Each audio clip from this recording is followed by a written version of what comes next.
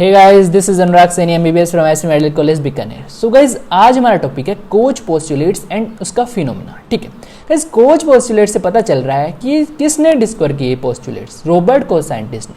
Guys, Robert Koch जो scientist हैं वो बहुत फेमस साइंटिस्ट है माइक्रोबायोलॉजी के अंदर। माइक्रोबायोलॉजी के अंदर ये बहुत फेमस साइंटिस्ट है। ठीक है, तो गाइस कोच पोस्टुलेट और फिनोमेना से पढ़ने से पहले हम रॉबर्ट कोच की जो माइक्रोबायोलॉजी में जो कॉन्ट्रीब्यूशन है उनको पढ़ लेते हैं। ठीक है, क्योंकि वो आते रहते हैं, तो 1 मिनट में वो पढ़ते हैं, फिर हम कोच पोस्टुलेट पे वापस आते हैं। ठीक है, सो गाइस, रॉबर्ट कोच एक फेमस साइंटिस्ट है माइक्रोबायोलॉजी के अंदर। इनके कंट्रीब्यूशन क्या है? इन्होंने सॉलिड मीडिया को इंट्रोड्यूस किया। सॉलिड मीडिया जो बैक्टीरिया को ग्रो करने के लिए काम आता है, उसकी डिस्कवरी की। ठीक है, इन्होंने क्या किया? दूसरा कंट्रीब्यूशन है, इन्होंने आइसोलेट किया बैक्टीरिया को एक प्योर कल्चर से। सबसे पहले इन्होंने एक प्योर कल्चर से बैक्टीरिया को आइसोलेट किया सबसे पहले। ठीक है, इन्होंने हैंगिंग ड्रॉप मेथड को भी डिस्कवर किया। अब हैंगिंग ड्रॉप मेथड क्या होता है गाइस? हमें कोई भी बैक्टीरिया की मोटिलिटी अगर पता करनी है, मोटिलिटी हमें पता करनी है कि बैक्टीरिया मोटाइल है या इमोटाइल, तो हम कौन से मेथड से करते हैं? हैंगिंग ड्रॉप मेथड से। हैंगिंग ड्रॉप मेथड से करते हैं। तो हैंगिंग ड्रॉप मेथड सबसे पहले किसने डिस्कवर किया? रॉबर्ट कोच ने। ठीक है, रॉबर्ट कोच ने गाइस बहुत सारे बैक्टीरियाज को भी डिस्कवर किया, जैसे anthrax bacilli, tubercle bacilli, cholera bacilli. इन्होंने इन बैक्टीरियाज को भी डिस्कवर किया। ठीक है, इन्होंने स्टैनिंग जो टेक्निक होती है उसको भी डिस्कवर किया। तो guys, Robert Koch is very brilliant scientist in the history of the microbiology. ठीक है, सो गाइस, ये हमारा रॉबर्ट कोच के बारे में हुआ। अब हम बात करते हैं गाइस, कोच फिनोमेना आखिर क्या है। गाइस, कोच फिनोमेना क्या है? एक फिनोमेना होता है। ठीक है, एग्जांपल समझते हैं। हमारे पास एक गिनिया पिग है। ठीक है, वो ऑलरेडी इन्फेक्टेड है ट्यूबरकुलर बैसिलाई बैक्टीरिया से। मतलब ट्यूबरकुलर बैसिलाई बैक्टीरिया उसके अंदर ऑलरेडी प्रेजेंट है। ठीक है, कोई बात नहीं, प्रेजेंट है। हमने क्या किया गाइस? और ट्यूबरकुलर बैसिलाई बैक्टीरिया इसके अंदर इन्फेक्ट कर दिया। पहले से तो प्रेजेंट था ही, हमने और ट्यूबरकुलर बैसिलाई एंटीजन इसके अंदर डाल दिया। जैसे ही डालेंगे, जैसे ट्यूबरकुलर बैसिलाई एंटीजन इसके अंदर डालेंगे, क्या ये क्या शो करेगी? Hyper sensitivity reaction. Hyper sensitivity reaction Guinea pig show करेगी। और इस पूरे फिनोमेना को हम क्या कहेंगे? Coach phenomena. कौन सा phenomena? Coach phenomena. Coach phenomena. तो समझ में आया कि कोच फिनोमेना क्या होता है। प्रीवियसली इन्फेक्टेड गिनिया पिग के अंदर जैसे हम ट्यूबरकुलर बैसिलाई एंटीजन डालेंगे तो गिनिया पिग एक हाइपर सेंसिटिव रिएक्शन शो करेगी। एंड उस पूरे फिनोमेना को हम क्या कहते हैं? Coach phenomena. ठीक, अब हम बात करते हैं कोच पोस्टुलेट्स की। अब गाइस, हम बात करते हैं कोच पोस्टुलेट क्या होते हैं। ठीक है गाइस, कोच पोस्टुलेट मतलब क्या चीज़ है ये? ठीक है, तो गाइस, जो रॉबर्ट कोच है उन्होंने बताया कि कोई भी माइक्रो ऑर्गेनिज्म किसी भी डिजीज का कॉजेटिव एजेंट तभी हो सकता है जब वह चार क्राइटेरिया को फुलफिल करे।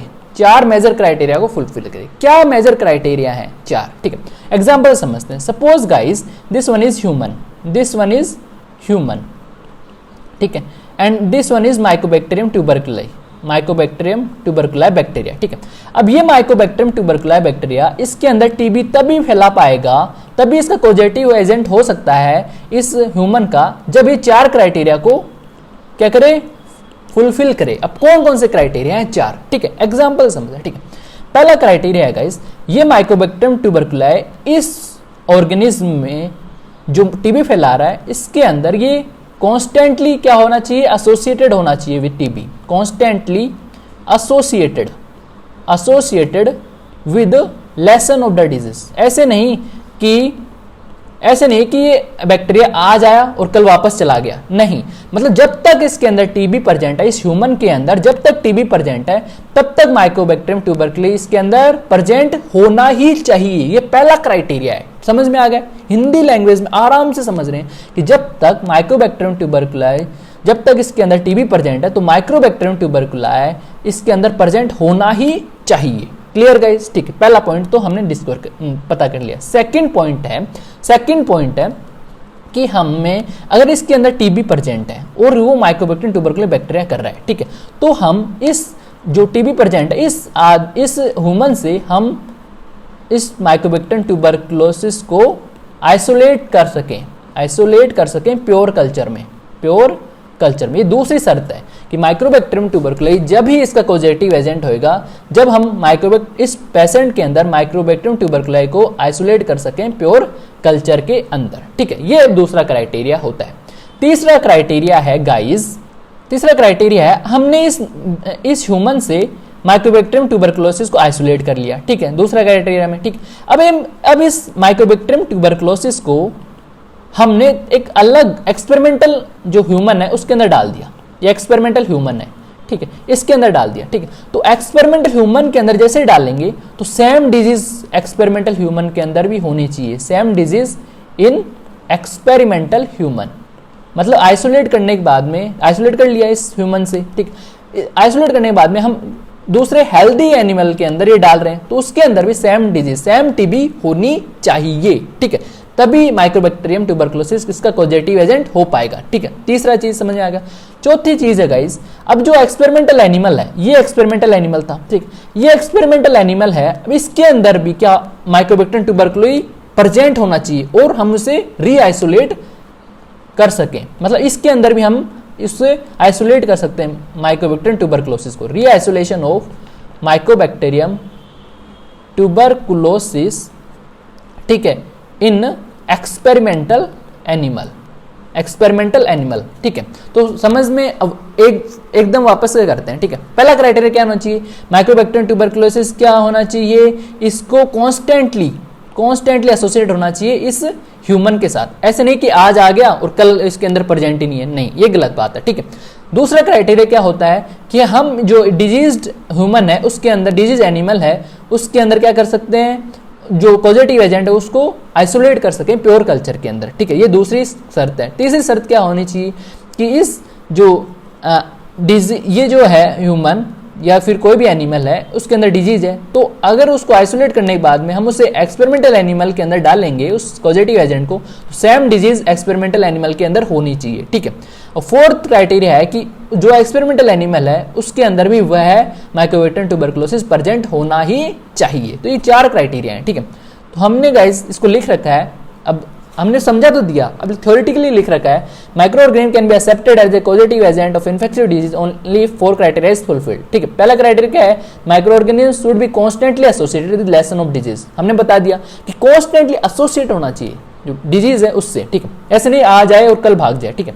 सेकंड है, it should be possible to isolate the organism, हम उस जो ऑर्गेनिज्म है जिसके अंदर इन्फेक्शन हो रहा है वहां से जो कॉजेटिव एजेंट है उसको आइसोलेट कर सकें, तब भी कोज पोस्टुलेट फुलफिल हो पाएगा।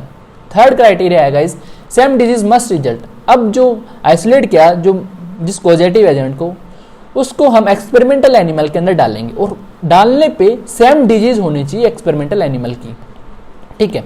और चौथा है कि उस एक्सपेरिमेंटल एनिमल से हमें रीआइसोलेट कर सकें कॉजेटिव एजेंट को, ठीक है, समझ में आ गया।